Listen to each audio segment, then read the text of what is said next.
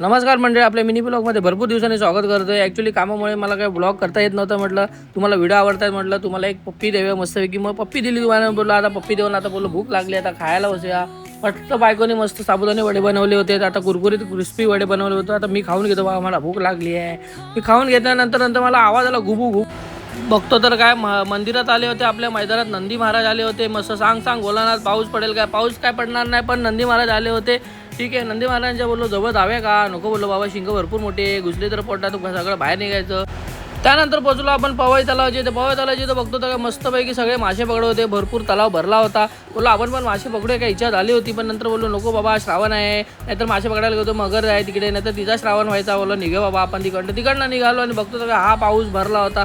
भर पावसात म्हटलं आता काय करायचं भाई, आपण आता काय करू. बघतो तर का हा रेनकोट घेऊन गेलो.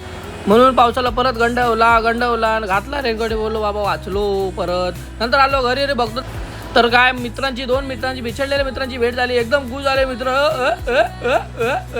चल मोहन्या जिका मोहन्या आला सोन्याला भेटायला आणि घेतली सोन्याची मस्तपैकी मुका घेऊन झाले खुश दोघं एकमेकांचे. बघतो तर काय भाव एवढा खुश झाला होता. नंतर बघतो तर काय ही पोरं त्याला काय गुदगुल्या करत होते की पुतबुल्या करत होते काय माहिती नाही. नंतर गेलो भोलेनाथांच्या मंदिरात दर्शन केलं. लांबून दर्शन घेतलं कारण की आरती चालू होती.